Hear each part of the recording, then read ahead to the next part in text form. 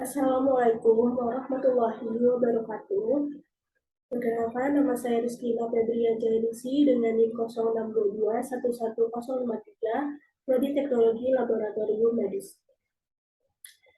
Izinkan saya mempresentasikan mengenai perbandingan Undang-Undang Perlindungan Data Pribadi di Indonesia dengan General Data Protection Regulation atau GDPR Uni Eropa.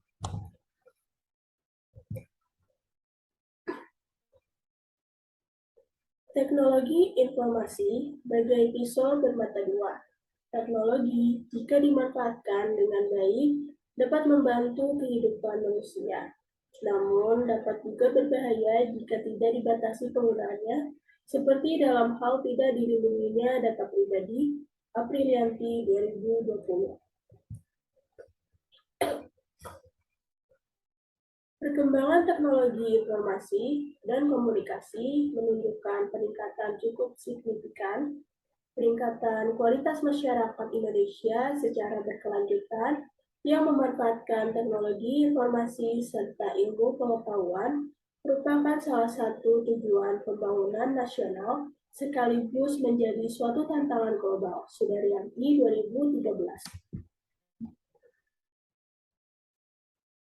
Dalam perkembangan teknologi informasi dan teknologi informasi data pribadi yang terdiri dari nama, email, nomor telepon genggam merupakan data yang sangat berharga karena dapat nilai ekonomi yang didapatkan dalam dunia bisnis. Hal tersebut dinamakan digital dossiers atau berkas digital yang merupakan kumpulan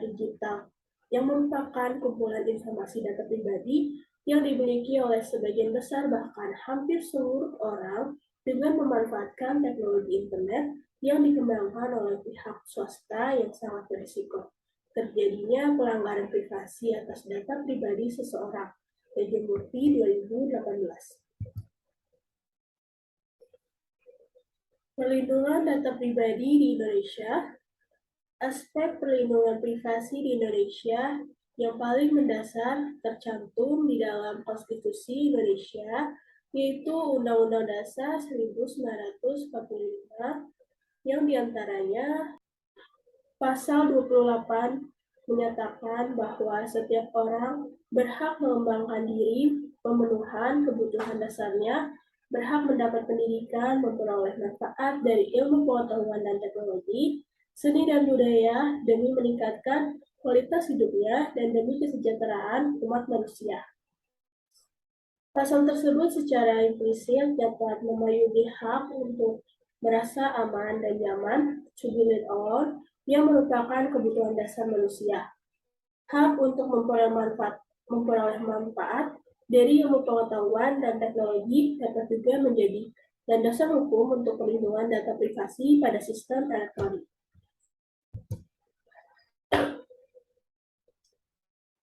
Pasal 28D ayat 1 menyatakan bahwa setiap orang berhak atas pengakuan, jaminan perlindungan dan kepastian hukum yang adil serta perlakuan yang sama di hadapan hukum. Pasal tersebut memberikan landasan hukum perlindungan terhadap privasi secara eksplisit.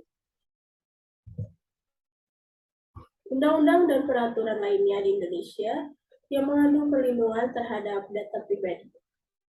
1. Undang-Undang Nomor 39 Tahun 1999 tentang Hak Asasi Manusia.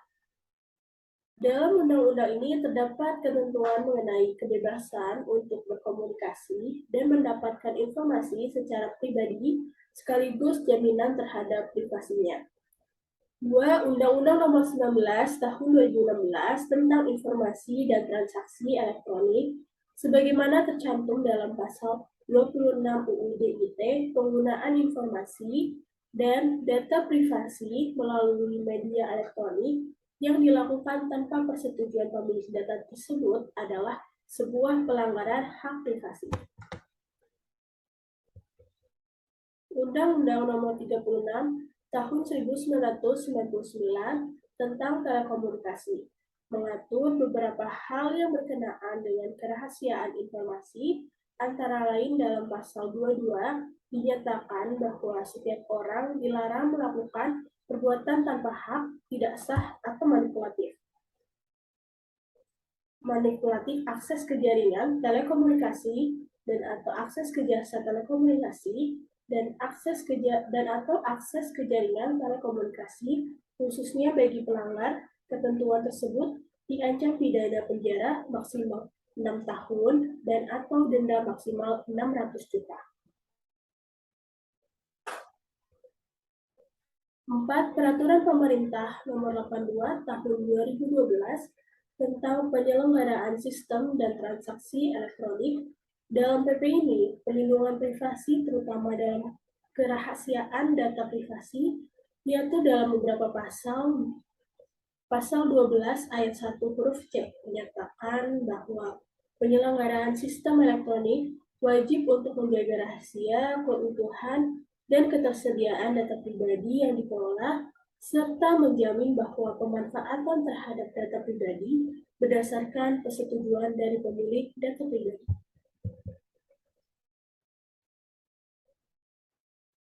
5. Peraturan Menteri Komunikasi dan Informatika Republik Indonesia Nomor 20 Tahun 2016 tentang perlindungan data pribadi dalam sistem elektronik. Peraturan Menteri ini yang dimaksud dengan data pribadi sebagaimana tercantum dalam pasal 1 ayat 1 adalah data perseorangan tertentu yang disimpan, dirawat, dan dijaga kebenaran serta dilindungi kerahasiaannya.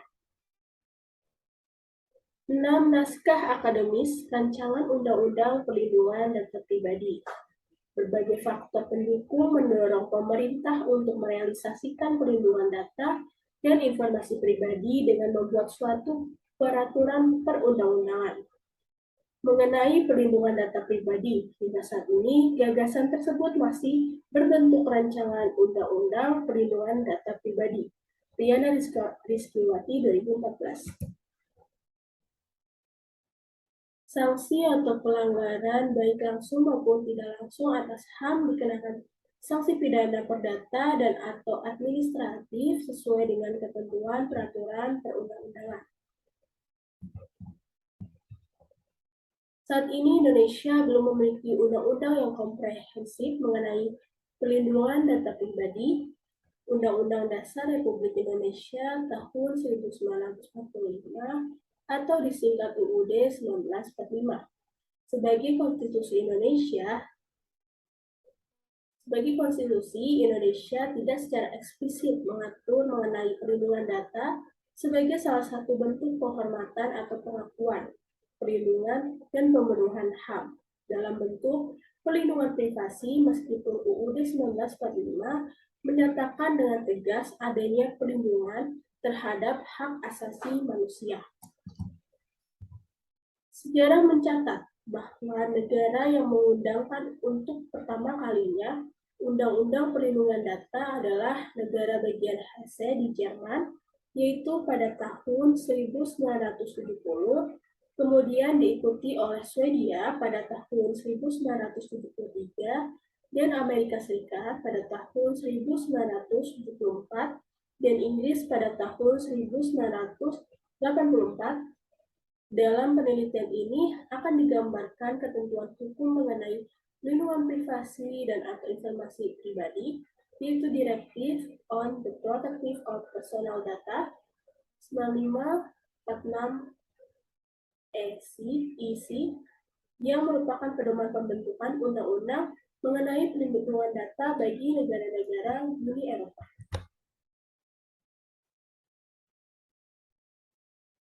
General Data Protection Regulation atau disingkat dengan GDPR, European Union. 20 Februari 1995, Dewan Menteri Uni Eropa menyetujui rancangan petunjuk atau instruksi atau direktif. 24 Oktober 1995, direktif ini disetujui secara formal hingga baru efektif 3 tahun kemudian pada tahun 1998. Dalam pasal 1 dinyatakan bahwa tujuan direktif ini adalah untuk melindungi hak-hak dasar dan kebebasan dari setiap orang, khususnya hak atas privasi dalam kaitan pemrosesan data pribadi. Pihak-pihak yang diatur dalam direktif menurut Karim 2005 antara lain subjek data, yaitu orang yang data pribadinya diproses, controller, yaitu pribadi hukum, otoritas publik, agen atau lembaga lain yang baik sendiri maupun bersama jika tujuan dan cara pemrosesan data ditentukan oleh negara atau undang-undang, controller ditentukan oleh negara atau undang-undang, proses yaitu seseorang atau badan hukum, otoritas publik, agen atau badan lain yang memproses data pribadi atas nama controller. Third party yaitu seseorang atau badan hukum, otoritas publik, agen lain kecuali subjek data, controller, processor, atau orang lain di bawah wewenang controller atau processor. Resipien yaitu seseorang atau badan hukum, otoritas publik, agen lain yang kepadanya data disitakan.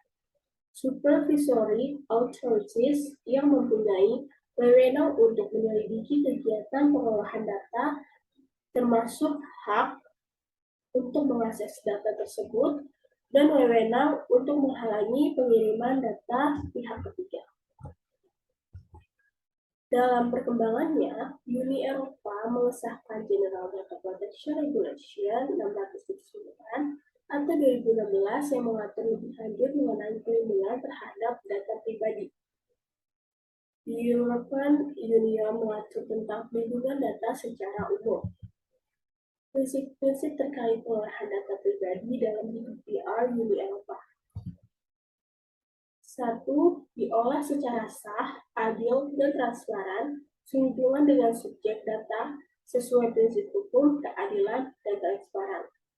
2. Dikumpulkan untuk tujuan yang ditentukan eksplisit dan sah dan tidak diproses lebih lanjut dengan cara yang tidak sesuai dengan tujuan tersebut. Pemrosesan lebih lanjut untuk tujuan pengarsipan, untuk kepentingan umum, tujuan penelitian ilmiah, atau historis atau tujuan statistik harus dianggap sesuai dengan tujuan awal atau batasan tujuan. 3. Memadai, relevan, dan terbatas pada apa yang diperlukan sehubungan dengan tujuan pemrosesannya, minimisasi data, akurat, dan jika perlu terus diperbaharui, setiap langkah yang wajar harus diambil untuk memastikan bahwa data pribadi yang tidak akurat dengan memperhatikan tujuan pemrosesannya dihapus atau diperbaiki tanpa penundaan atau akurasi. 5. Disimpan dalam bentuk yang memungkinkan identifikasi subjek data tidak lebih dari yang diperlukan untuk tujuan data pribadi. 6. Diproses dengan cara yang menjamin keamanan data pribadi yang sesuai, termasuk perlindungan terhadap pemrosesan yang tidak sah atau melanggar hukum dan terhadap kerusakan yang tidak disengaja dengan menggunakan tindakan teknis atau organisasi yang tepat atau integritas dan kerahasiaan. Pengelolaan data akan dianggap legal jika 1. Subjek data telah memberikan persetujuan untuk memproses data pribadinya untuk satu atau lebih tujuan tertentu. 2. Pemrosesan diperlukan untuk kinerja suatu kontrak di mana subjek data adalah pihak atau untuk mengambil langkah-langkah atas permintaan subjek data sebelum menandatangani kontrak. 3. Pengolahan diperlukan untuk memenuhi kewajiban hukum yang menjadi subjek pengendali. 4. Pengolahan diperlukan untuk melindungi kepentingan pribadi subjek data atau orang alami lainnya. 5. Pemrosesan diperlukan untuk pelaksanaan tugas yang dilakukan untuk kepentingan umum atau dalam pelaksanaan kewenangan resmi yang diberikan kepada pengontrol. 6. Pemrosesan diperlukan untuk kepentingan sah yang diperlukan oleh controller atau pihak ketiga, kecuali jika kepentingan tersebut ditolak oleh kepentingan atau hak dan kebebasan mendasar dari subjek data yang memerlukan perlindungan data pribadi, khususnya di mana subjek data adalah anak kecil. Sanksi pelanggaran GDPR memberikan jalan bagi regulator data di seluruh kawasan Uni Eropa untuk memungut denda sebanyak 4% dari pendapatan tahunan perusahaan untuk pelanggaran paling serius. Kesimpulannya, meskipun terdapat beberapa peraturan di Indonesia yang mengatur mengenai perlindungan data pribadi, namun beberapa dari peraturan tersebut terlihat ketidakharmonisan, maka diperlukan adanya unifikasi hukum. Pemerintah perlu membuat dan menjalankan layaknya data protection agency di Uni Eropa atau sudah dirancangkan dengan adanya komisi di RUU Perlindungan Data Pribadi. Sekian presentasi dari saya. Kurang lebihnya mohon maaf. Wassalamualaikum warahmatullahi wabarakatuh.